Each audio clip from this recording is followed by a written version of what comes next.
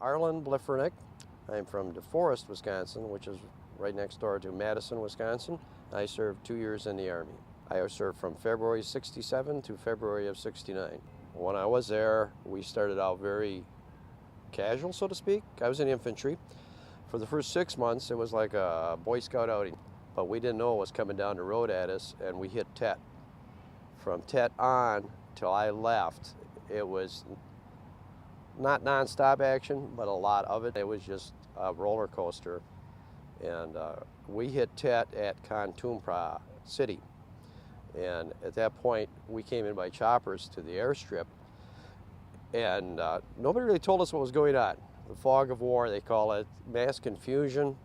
So finally we got things straightened out that it wasn't just a civil disturbance, it was a full-scale North Vietnamese attack. So at that point we started having our first killed in action. I know there was a fellow named Hicks was killed in action. We lost 3 guys on a hill. I don't recall their names. I recall one other time too, we were on this hill and we could actually see the North Vietnamese coming up a valley, coming toward us. And we called in, where's the airstrikes? We're out. Where's the gunships? We're out of them too. Where's our artillery? They don't have any shells left.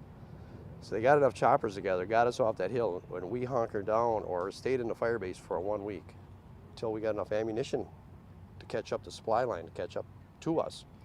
And then we go back out and chase them again. But that was a real shaky feeling that all of a sudden we were very, very low on ammunition and that. Seen a lot of action. I was wounded twice.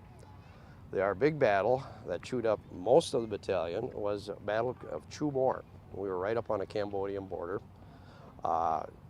Nobody's really ever heard of it, but it involved all of our battalion and perhaps a couple more companies.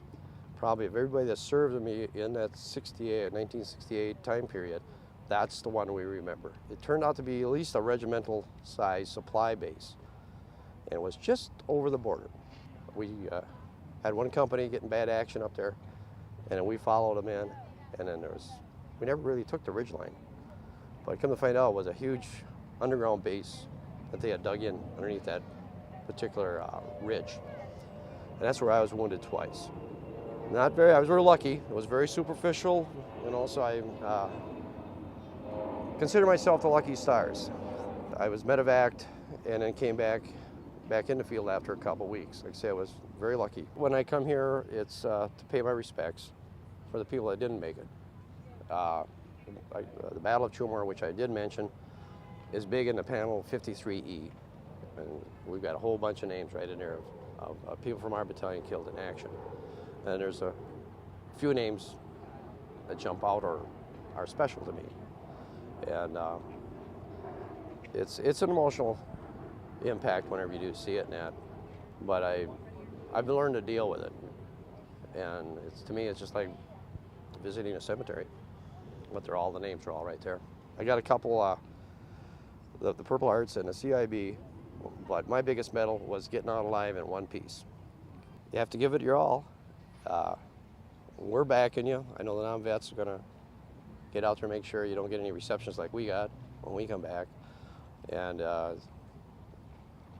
keep your head down and stay lucky.